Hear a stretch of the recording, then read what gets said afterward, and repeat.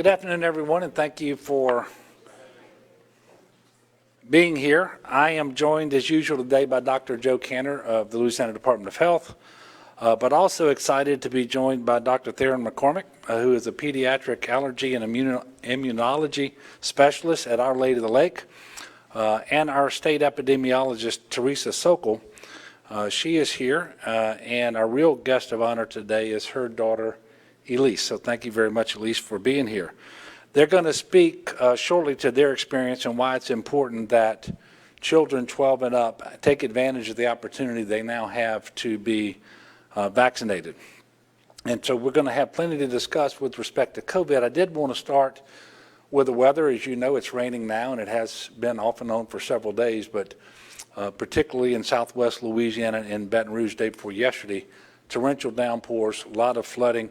That rain is going to continue over the next 18 hours or so here in southeast Louisiana with 2 to 4 inches of rain and some locally higher in areas.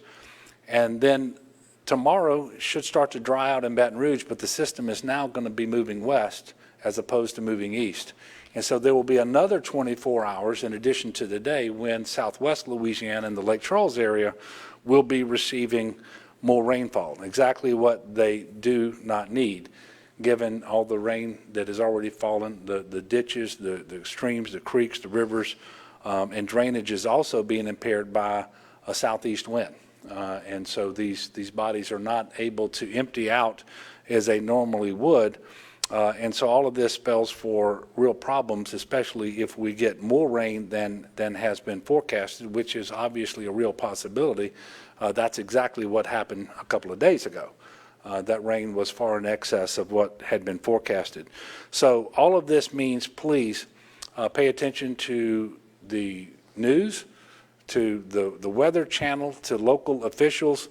Make sure you're monitoring the situation, you heed warnings, and do not go out and drive in a flash flood environment unless it's absolutely necessary.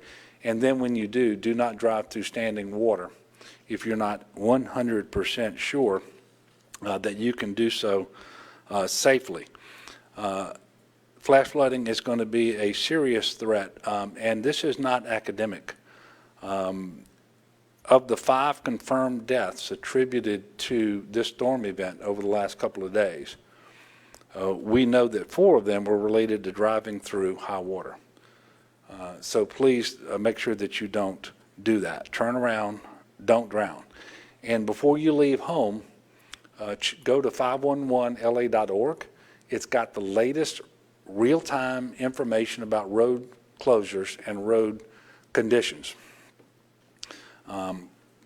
The Louisiana National Guardsmen currently has 349 guardsmen activated in support of the flooding and inclement weather response.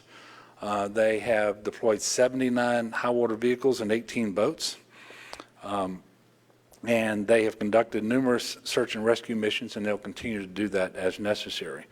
They also have a L&O team, a liaison team at Calcasieu Parish for support that we expect due to continued rainfall there. As of this morning, there were 109 people in shelters, 87 of those in Lake Charles, 22 in Baton Rouge.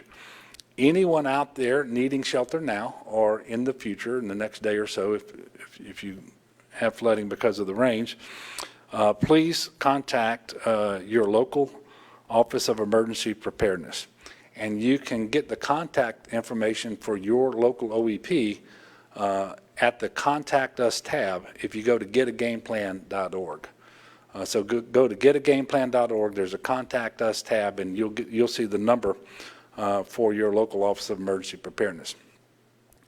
The safest way to shelter right now, and by the way, the safest way to do anything right now is to get your shot. If you go to getagameplan.org, you're going to see it's #1 on the list. So as we prepare for hurricane season, as we prepare for whatever eventualities we may get, please make sure you're taking advantage of the opportunity to be vaccinated as soon as possible if you haven't already done that. And then we ask you to become an ambassador for the vaccination program in your home, at your workplace, in your church, in your community, with others. If you have received damage from flooding or severe weather this week, we ask that you please report that damage by visiting damage.la.gov. That's damage.la.gov. You're going to be directed to a self-reporting survey.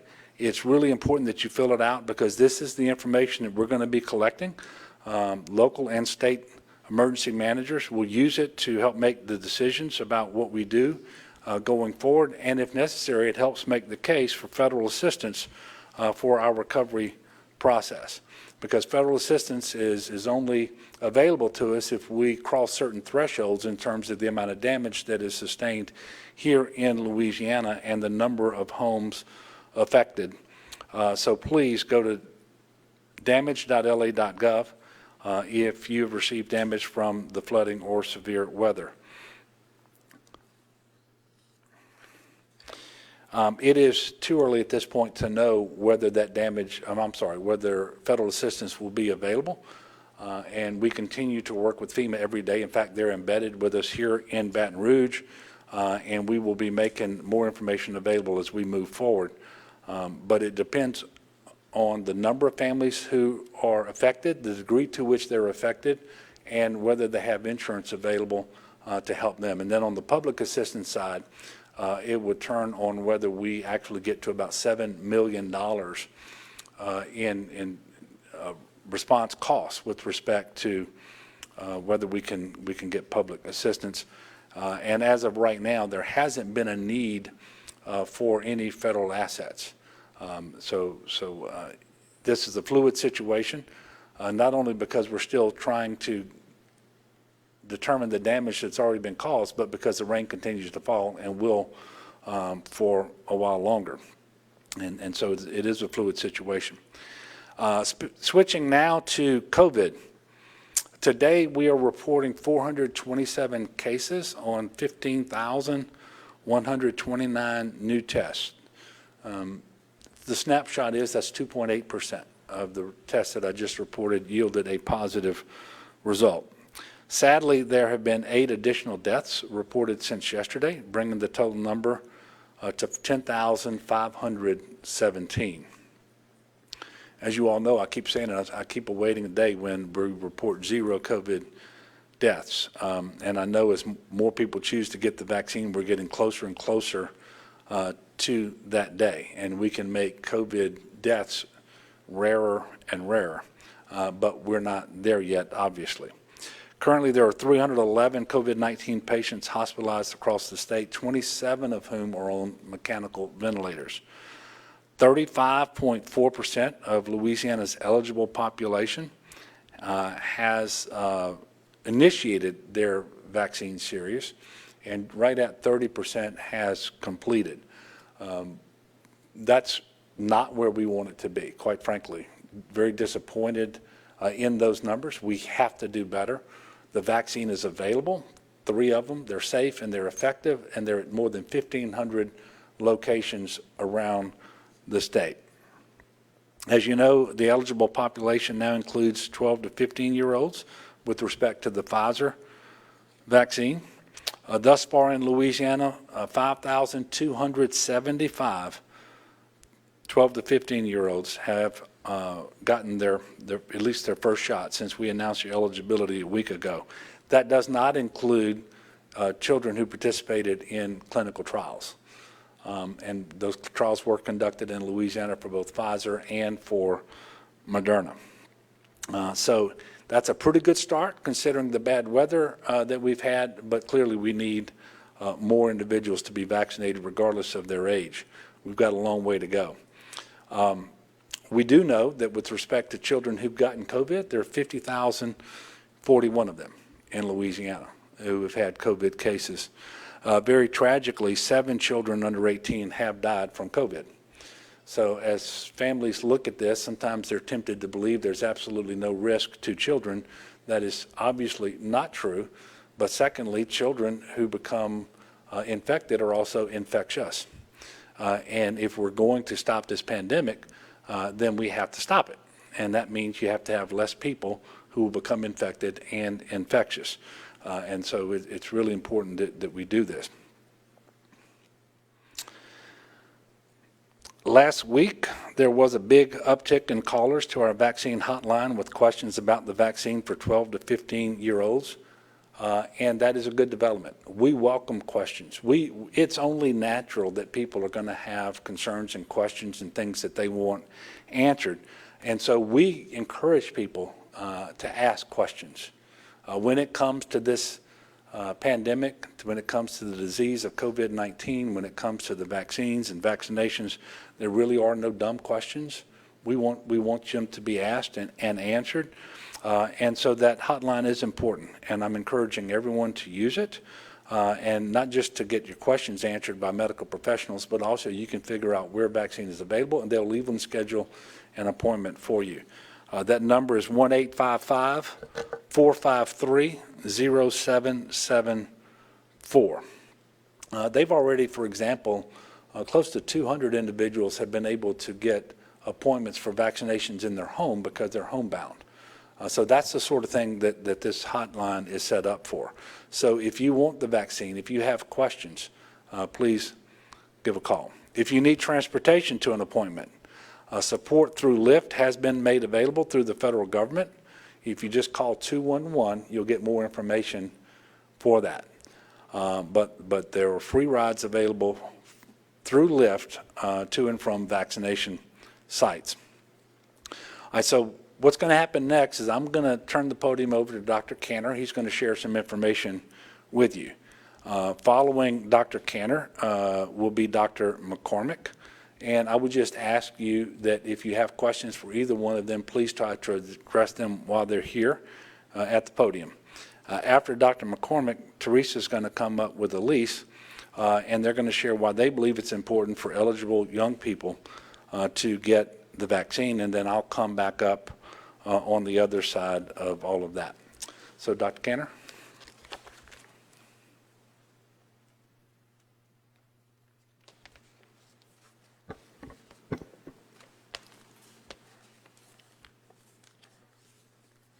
Thank you, Governor. Thank you for your leadership. Good afternoon, everyone. I'll add my voice in hopes that everyone is safe throughout these weather events, and also to remind people what the Governor just mentioned. 4 out of the 5 fatalities we've had so far through these storms were related to driving in hazardous conditions. So just ask again for individuals, if you don't have to be on the road the next couple days, please don't. And if you do have to be on the road, just be very humble about how dangerous it can be with the rain and the wind. Very honored to have Dr. McCormick from Our Lady of the Lake here. Thank you so much for being here, as well as Teresa Sokol, our acting state epidemiologist. I can tell you Teresa is really one of the big reasons why we've had such good data guiding us throughout these 14 months. She works harder than just about anyone I've ever met. And we're so very honored to have her in the Department of Health, and particularly here to talk about the vaccine in children. And specifically to have Elise here. And Elise, I want to thank you for volunteering for the vaccine trials. It is because of individuals like you that so many other people can avail themselves of these life-saving vaccines, because people like you volunteered for a trial. So thank you. I'm looking forward to hearing what your experience was like, but thank you sincerely for the contributions you made. We are very excited to continue to advocate for adolescents age 12 and up, really, but now 12 and 15 in particular, to get the vaccine. This was made available last week, and it offers a great opportunity to protect individuals in that age group, to protect their family members, because we know individuals in that age group can spread the virus, even if they themselves don't get that sick, and to get everyone back to normal quicker. Looking forward to, I know Dr. McCormick will talk more about that, but this is really a great opportunity for the state. It is clear that the Pfizer vaccine in individuals aged 12 to 15 is safe, it's effective, and it really protects, again, not just that child, but the family as well, because we know that individuals of that age, even though they're not likely to get very sick, although sometimes they do, they can effectively spread that virus to other people in the family who might get more sick. So this is really a tremendous opportunity. Today there was a letter released written by myself and a group of leading pediatricians throughout the state advocating for just that, speaking to the safety and the efficacy of the vaccine in individuals aged 12 to 15.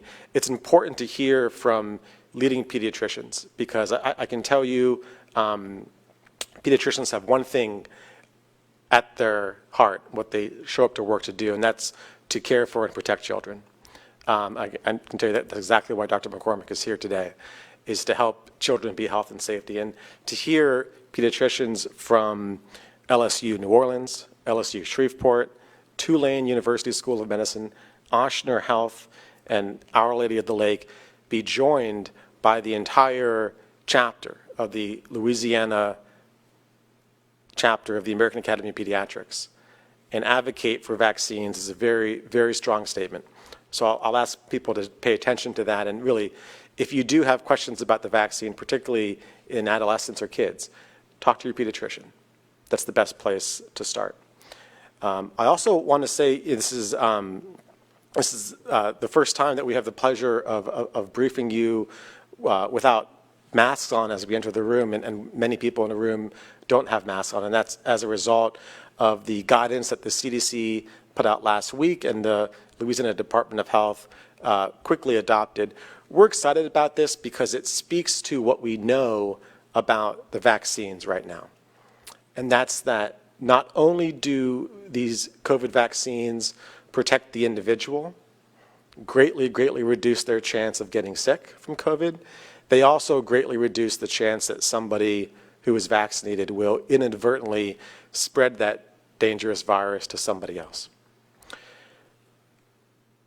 The guidance is that if you are fully vaccinated right now, and fully vaccinated means 14 days or more since you've had your last dose, you do not need to wear a mask in almost all settings.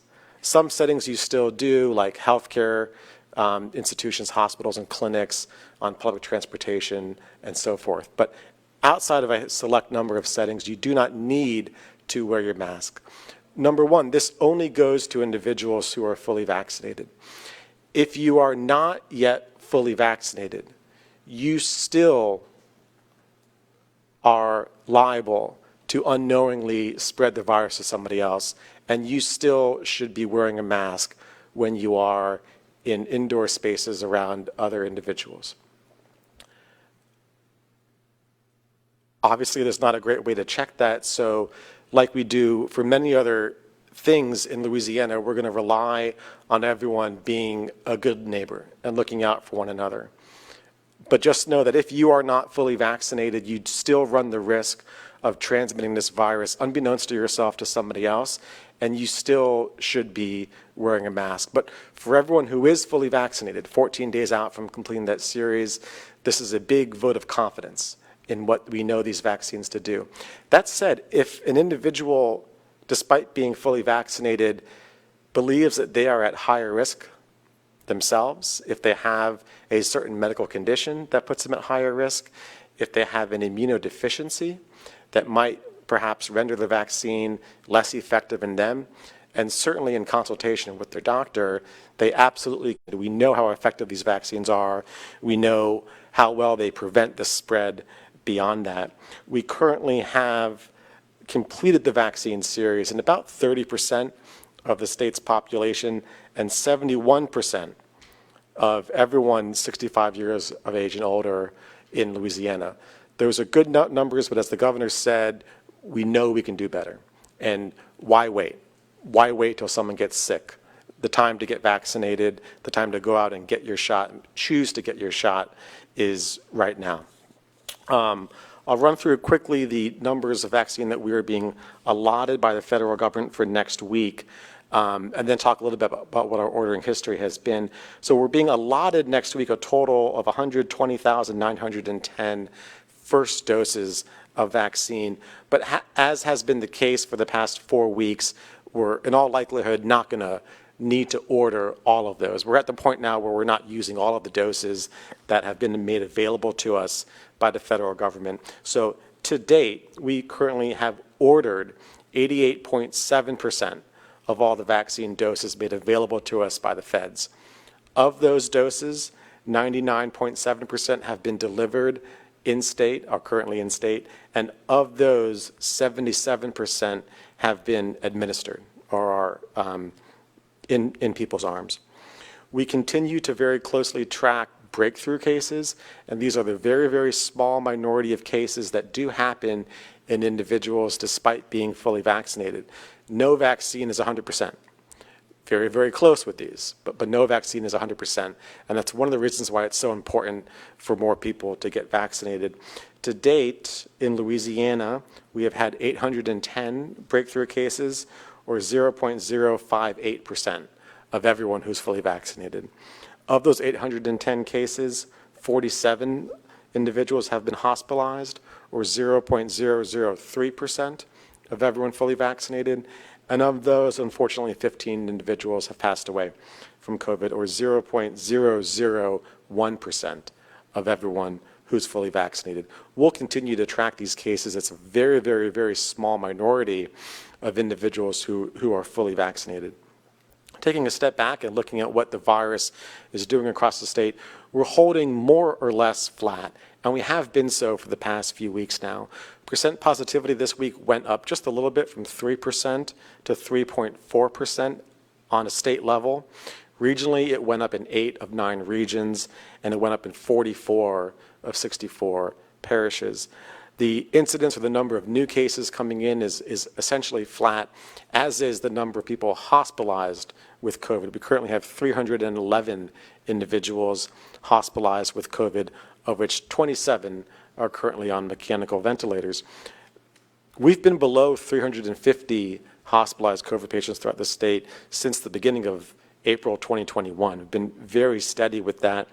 And I'll tell you, not since really the beginning of the pandemic, we had our first spike 14 months ago, have we been below 500. So being below 300 for about a month and a half is very, very encouraging, and evidence that the initial part of our vaccine campaign, when we were strategically targeting vulnerable individuals with vaccine, has been effective, because we've been able to keep our hospitalized number relatively low since that campaign started. That's good news. As the governor said, more progress can be made. And for every patient that is hospitalized, I'll tell you, about 10% of them are going to require mechanical ventilation. That is an aggressive intervention. And of everyone that gets put on a ventilator, about half are not going to survive that hospitalization. So every single life here is important. And that's one of the reasons why we are so eager to encourage individuals aged 12 to 15 to get vaccinated, because we know every life is important, and we know that those individuals, even if they don't get that sick themselves, which they still can be effective vectors and spread that vaccine to other people in the family. I'm going to pause here and take a few questions before we get to our guests. Okay. Very easy. Very, very honored to have Dr. Mccormick from Our Lady of the Lake Children's Hospital here. He has a lot of expertise, and please listen closely. He knows this subject matter better than almost anyone else in the state, because it's his area of specialty. Dr. McCormick.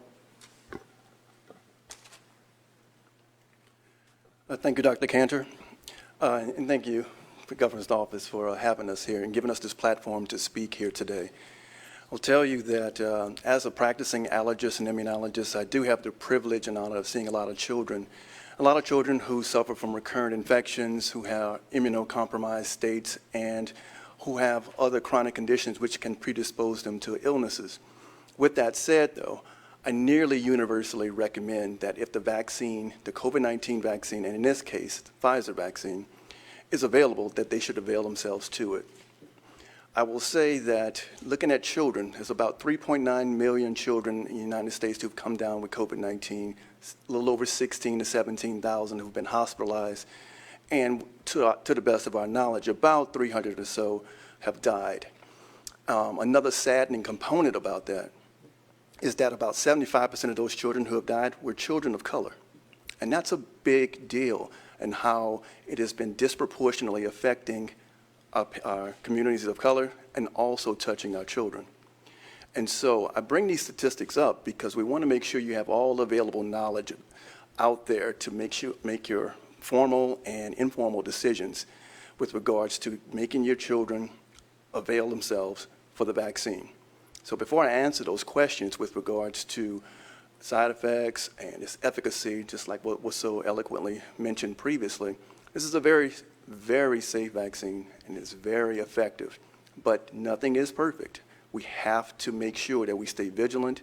We have to make sure that our parents, our neighbors, and our children all kind of play their part so we can get our lives back to normal. And there's a significant amount of a psychological toll that this virus has taken on our families, on our individuals, and our communities. And we want to make sure that as far as the vaccine is concerned, you avail yourself to it because it's one of the few tools we have that's effective against putting a person in the hospital or maybe even taking their life. So moving on, I'd like to answer, there's some frequently asked questions I think that might be shown on the screen here. And so one of the questions is, are the vaccines safe for children? And just like what was mentioned previously, they more than certainly are. I mean, we had to look at quite a bit of data to determine that children, when I'm talking about children, I mean 12 to 15 years of age, had the same amount of side effects, if any, as was seen in 16 to 25 and older individuals who participated in the trials. I mean, we're looking at things like fever, maybe some degree of fatigue, which is one of the more common complaints either after the first and more so after the second vaccine.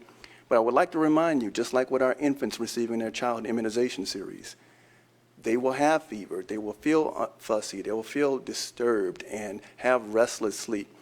And what was mentioned previously as well, the immune system is a wonderful thing. And so when it is revved up, for some people, they feel awful. For others, it's not so much.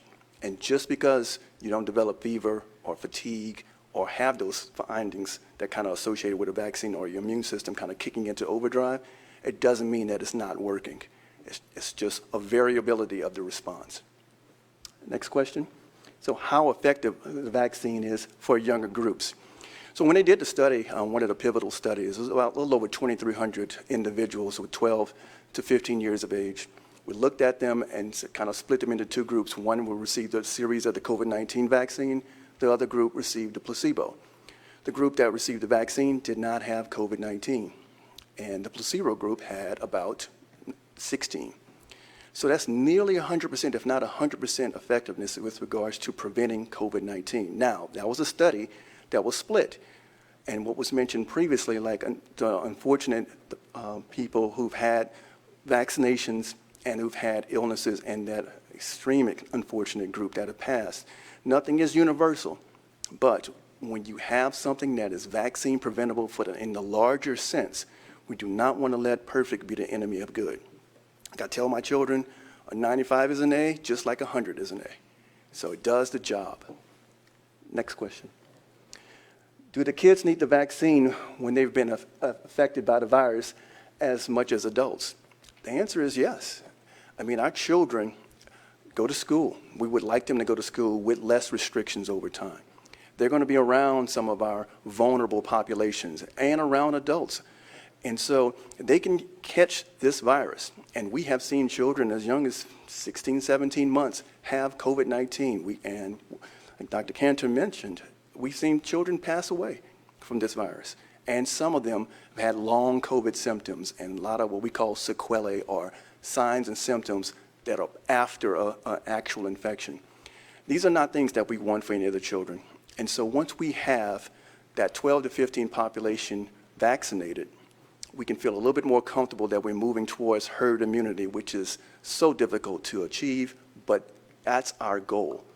So I think I would stop right there and maybe ask if there are any additional questions that may come about that I can. Yes, ma'am. Can you repeat the statistic? Is it 75% of children who have gotten sick in the U.S. or died? 75% of the children. So the question is going to repeat which children, which population statistic who had died with COVID-19, and that was nearly 75% of those who had passed away, of those deaths, Or children of color. I don't think we have a clear understanding of it. We do have some very good prevailing theories that sometimes it's access to care, and when they're disproportionately affecting the adults, they live with children, second and third generation families living in the same households, things of that nature.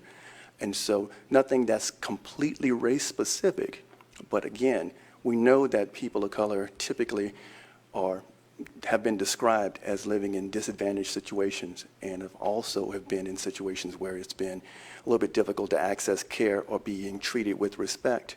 And so they're going to be hit as a much more vulnerable population.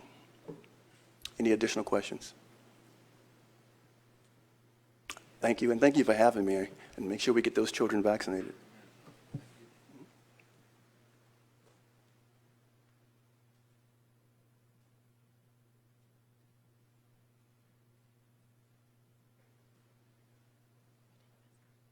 Hi, everybody.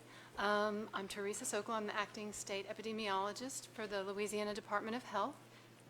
Is that better? Okay. First, I'd like to thank Dr. Cantor for his very kind words about my work, and I'd like to take this opportunity to sort of share that credit with my team. Very lucky to have a group of very talented and very dedicated epidemiologists and support staff who work tirelessly to produce this information and these data that we share publicly. So I'd like to thank them for all the work that they do. So I'm very happy to be here today to talk about COVID vaccines among adolescents. As you can see, it's a subject that's very near and dear to my heart. And I guess I'm here wearing two hats today. One is an epidemiologist and one is a mom. So I'll sort of start off as an epi, talk about that perspective to begin with. And I'll share with you that when I first started out as a very young epidemiologist, one of the first investigations that I worked on was related to a case report of a very tiny baby that unfortunately died of pertussis, of whooping cough, which is a vaccine-preventable disease. And this baby was too young to have received the vaccine, was not eligible yet. But this child was infected because those around her were not well protected. And this left a very lasting impression on me very early in my career. And over the next almost 20 years, as an infectious disease epidemiologist, I have pored over data. I have collected innumerable case reports related to vaccine-preventable diseases. I've conducted vaccine-preventable disease outbreak investigations throughout the state. And what I have learned from these experiences is really that vaccines are very powerful at preventing disease among individuals, for individuals, and then also helping to prevent disease among individuals throughout the whole community. And so, as you can imagine, when I became a mom, it was always very important to me that my kids were vaccinated with every available vaccine as soon as they were eligible. And COVID-19 is no exception. I have been anxiously awaiting the day when it would be available for my kids. And in fact, I had this discussion just last night. I was giving a presentation about COVID-19 in Louisiana. And of course, I talked a little bit about what we're starting to see with the positive effects of the vaccine and how we're starting to see decreasing trends with regard to cases and severe health outcomes, particularly among those groups that are most highly vaccinated in our state. So this was an important focus of the talk that I gave. And after I was finished, a member of the audience came up to me. She sort of, and these were healthcare professionals, and she sort of quietly approached me, and she wanted to ask me a question. And she said, "Do you have any children?" And I said, "As a matter of fact, I do. I have a 10-year-old son, and I have a daughter who's almost 13 years old." And she said, "Well, are you going to vaccinate them?" And I told her, "Absolutely." I said, "In fact, now that you bring it up, I've been so excited. I'm so confident in the safety and the effectiveness of these vaccines that I've actually enrolled my daughter in a vaccine trial.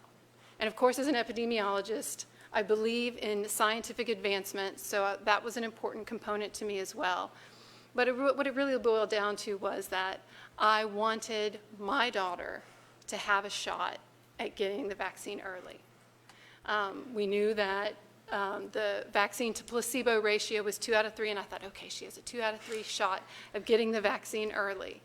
And that's really what I was most interested in, because I knew that the earlier she got the vaccine, the sooner she was going to be safe. And that's what was most important to me. So I told this woman who approached me, and she shared with me that the reason that she had asked about it was because she had 2 daughters who were young adults, and she wasn't sure if she should vaccinate them. And she wanted to know what I would do with my own children. And so I said to her, absolutely, vaccinate your daughters. I understand that you have questions because it's new, but vaccinate them. That's what I would do. That's what's going to keep them safe. And that's what I would say to all parents who are unsure about the vaccines, who still have questions. I would say vaccinate your sons, vaccinate your daughters. This is the best way we have to keep them safe, to get them doing what they love again, and to let them be kids again. And so it was just sort of a nice conversation to have, and one that questions that I think a lot of parents have. So I think it's a nice opportunity for us to be able to talk about this subject. And now I would like to see if Elise would like to maybe share some information about her experience in the vaccine trial. Yeah, of course. So it was actually a really interesting experience for me because it's never really something that I've ever done before. But I was really excited to try this because I knew that it would have been really important to researchers and scientists and doctors. And yeah, I did have some side effects. The first day it actually wasn't that bad. My arm was just kind of sore and red. But after I got the vaccine, or after the second day of the trial, Second dose. Yeah, the second dose, I felt a little bit worse.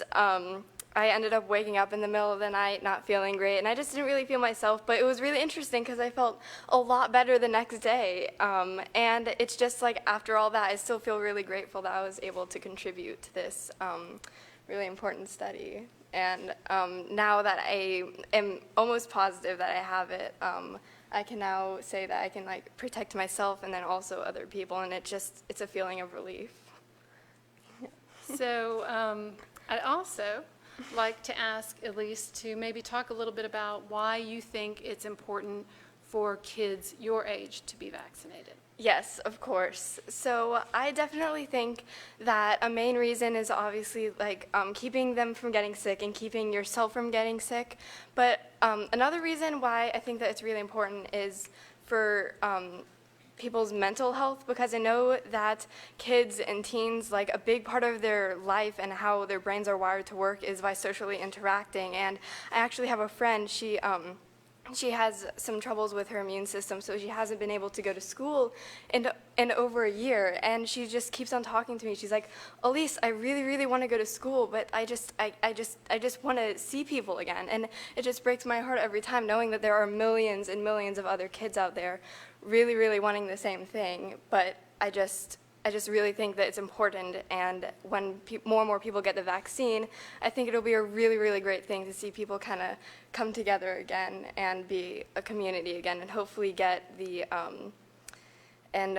our mental health restored in just the community, and getting our physical health and mental health a lot better. Well, personally, I think that was very well said. So we're happy to answer any questions you may have, but otherwise, I think that's our story. All right, well, thanks for giving us the opportunity to talk. Thank you, Elise.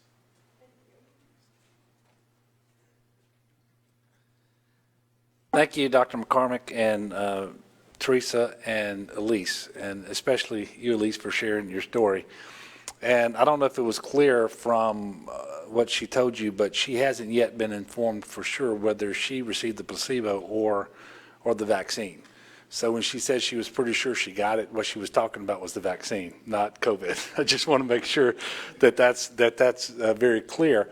But because she had the side effects that she mentioned, she's pretty sure that she got the Moderna vaccine in that trial, which has given her peace of mind, and that's really what she was talking about. But it also extends to Teresa and the rest of the family, and that's what we're trying to achieve here. And really the way through this pandemic, the way to more normalcy, the way to finally putting all this behind us is by people getting vaccinated, and now it is available for anyone 12 years old and older, and we're asking people to make sure that they do that. And if they're at all hesitant, even after the compelling testimony you heard today and the explanation given by Dr. McCormick, ask your questions. Go see your pediatrician. Go see your family physician. Call the hotline that I just talked about. This is really important. And everyone, regardless of age, please take advantage of one of the three vaccines that's available to you right now. Do want to remind everyone to please stay weather aware. We've got a number of hours left with this system sitting on top of us here in southeast Louisiana. It then will move west, not east, unfortunately. For those people in southwest Louisiana, it will be at least another day. Please know that all of the state emergency responders, whether it's GOSEP, the Fire Marshal, the State Police, Wildlife and Fisheries, National Guard, you name it, we are positioned, we're ready, we're communicating with all the local officials, but we need people to make good decisions. And please don't drive through water that is standing on the road when you don't know for certain that it's 100% safe to do that. Again, we lost 4 people in Louisiana this week that have been confirmed thus far because of the flooding. I happen to believe that this summer is going to bring not just less flooding, but a lot more sunshine, and that we're going to continue to get people vaccinated, and better and brighter days are ahead of us. And I want to finish by thanking not only Teresa, who does a great job, and I have the pleasure of working with her quite frequently, but all the people at the Department of Health and all of our partners all over the state who are working incredibly hard in order to try to manage our response to this pandemic and navigate our way through it in the shortest possible time with the least possible loss of life and hospitalizations. And they are tremendously dedicated and talented public servants. And Elise, I hope you're as proud as your mom as we all are. So with that, I will tell you that our next press conference will be Tuesday at 2, and we will then discuss the next proclamation, because the current proclamation will expire next Wednesday. And so we'll see you Tuesday at 2. Obviously, if the situation dictates and we need to have another press conference before then because of the weather or so forth, we'll be certain to let you know. With that, I will take some questions. Yes, sir. You know, a number of governors have alerted the federal government that they are no longer going to accept the $300 federal unemployment benefits. I was wondering where you are on this issue and sort of what will go into your consideration. Yeah, well, first of all, thank you for the question. And I think it's about 20 states currently. Some, I think, have already turned them off. Others have just announced that as of a date certain in the future, sometime in July or whenever it is, that they intend to do that. I've not made that determination here, and I will tell you that we still have an awful lot of people in Louisiana whose livelihoods depend upon the availability of jobs related to tourism. And we know that tourism is not back. And until tourism is back, their jobs are not going to be back. And so I'm reluctant to prematurely lift those enhanced federal unemployment benefits, especially if we don't have the benefit of a study that is particular to Louisiana to inform that decision. So what are the pros and cons as it relates to our state and the situation here? And I've instructed Secretary Epidemiologist this week to retain an economist to very quickly put that study together and bring it to me so that I can take it into consideration. I have received, I think it was yesterday, a letter from a number of business interests that have asked me to take a look at that and see whether I can agree to lifting those benefits early. Right now, we know that they expire on September the 6th. We know that people will, young people, Elise and others, will be going back to school sometime in August. And we know that the summer is the slow period historically for tourism, and we know that tourism hasn't restarted. So all of those things will have to be taken into consideration. You know, we'll be making a decision and making an announcement. I'm not prepared to announce today one way or the other. But I can tell you, it's not something that we're going to do prematurely. It's going to be something that we're going to be very deliberate about. Yes, ma'am. We're seeing a couple other states provide financial incentives for people to get the vaccine, either gift cards or obviously the lottery in Ohio and now Maryland, I think. Is that something you're considering? We are considering lots of things, including incentives, and we haven't made a final decision. I have a weekly vaccination update where I have a Zoom call with Dr. Cantor, and Teresa's already on it, always on it, and a number of other officials. And we have started to discuss incentives, things that we can do. And we've not yet made a determination, but I would bet you that coming up pretty soon, you're going to hear that we're going to offer some things to make sure that people more people take advantage of the opportunity to be vaccinated. But we haven't made a decision exactly as to what that's going to look like or when. But I think you're going to hear something pretty soon. And I don't want to get ahead of myself, because there have been some other states who did that, and then they had real trouble trying to put together the incentive program that they prematurely announced, and I don't want to do that. Is the lottery on the table or other things? I just said I don't want to do that. I understand. Thank you. Yes, sir. Governor, the Associated Press released that body cam and surveillance video of the death of Ronald Green. What I want to know is why exactly did state police not release this video when the incident happened 2 years ago, when they did promise transparency, and what is your role involved in this situation? Well, the state police didn't release it because the DA asked that it not be released before the investigation was concluded, and then subsequently the U.S. Department of Justice initiated an investigation and made the same request. And as you probably know, we were getting requests that the family and the family's lawyers and some other interested individuals see the video. We were able to make that happen. I directed that happen, and I think it was September of last year when Mr. Green's mother and sister came in, their lawyers and some others, and we were able to show them the video at that point. However, then and now, the entities that are doing the investigation, U.S. Department of Justice and the district attorney, haven't yet completed the criminal investigation. They've renewed their request that the video not be made public, and that's why the state police hasn't done it. I fully expect that as soon as they are told by those agencies that they can release the video without jeopardizing the investigation, you will see everything there is to offer. I do want to know what would be your role in this situation now that it's starting to unravel more? Well, as a governor, I appoint the superintendent of state police. He works for me. So one of the things that I've done in my role was to make sure that even though the state police had been asked not to make the video available to the public, that it was available to the mother and to the sister and to their attorneys.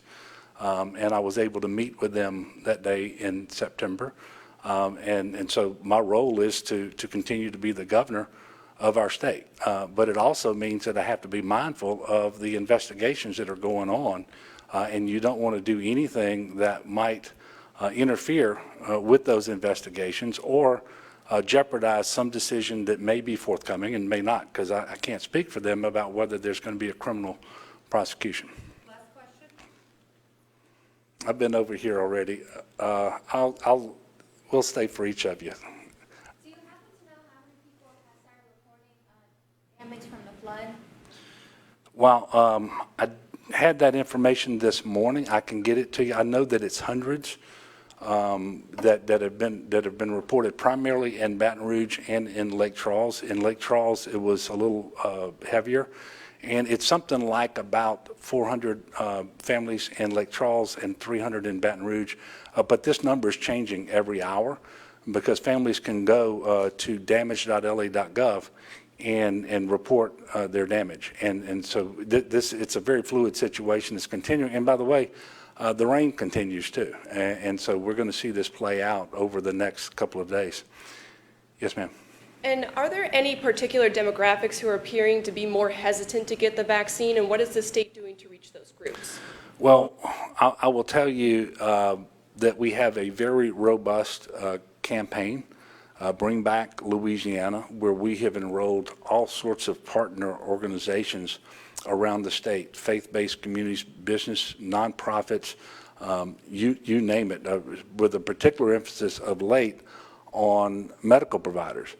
Because we believe that at this point in time, and studies and polls show this, if individuals today remain hesitant about getting the vaccine, there is a very good chance that me asking them to do so will make little difference. And so we know that the persons who are most trusted are pastors and doctors.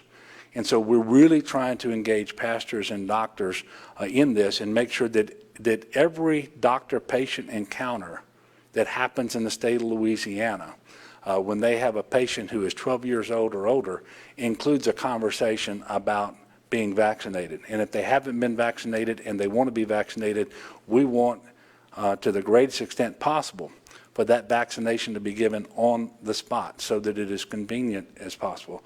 And we have outreach efforts to all of the communities in our state, white, black, Hispanic, other, urban, rural, Republican, Democrat, you name it. There are specific outreach efforts that are ongoing. We have events that are scheduled in various communities in each of our 9 Department of Health regions, including more events that are happening today. I'm sorry, this weekend. And then we're trying to make it as easy as possible. So in the state of Louisiana, there are more than 1,500 places where you can get your vaccines today. So it's a very robust effort, and it's one that we're going to continue to grow and to refine. And we are more than willing to learn from other states and see what has worked there, but what best practices have emerged.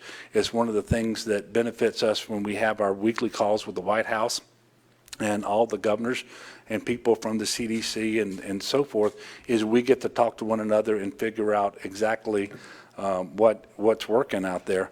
But the hesitancy is, we always knew we would get to the point where we would have more supply than demand with respect to the vaccine, and that we would have to overcome some amount of hesitancy in order to get where we need to be to truly put this pandemic behind us.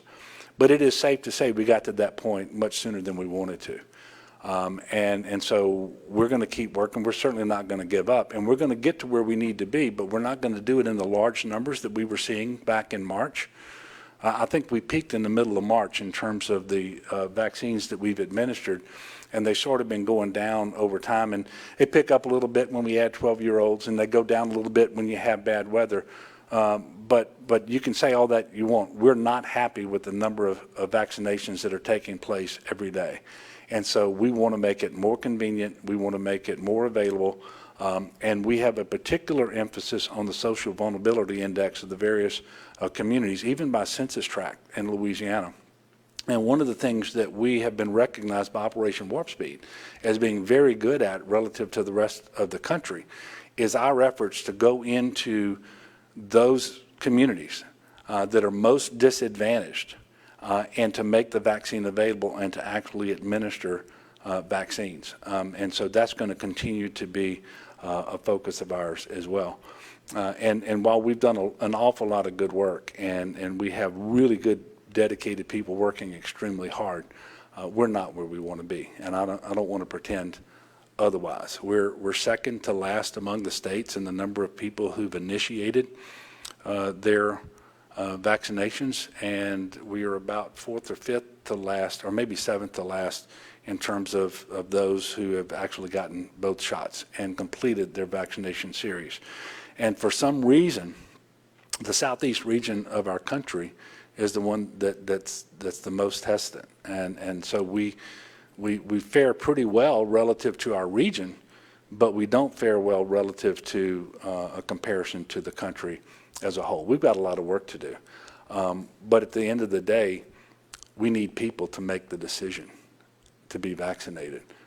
And I'm praying that picks up. And I'll finish there by asking people to pray for our state in this time of inclement weather, with all the people who've already been adversely affected, and also with the pandemic that continues. And let's work together so that one day soon we can all celebrate the fact that over the previous 24 hours, not a single death has been reported. We haven't done that since the middle of March last year. And the pandemic is still very real. But more than at any point thus far, it is becoming more and more a matter of personal responsibility, because people, at least if they're 12 and older, they can protect themselves. And they can protect those that they love from being exposed to the virus from themselves if they get the vaccine. So we do need people to take advantage of this opportunity. So with that, I'm going to wrap up. We will see you all Tuesday at 2, unless we need to get with you sooner. I invite everyone to continue to pray for one another and for our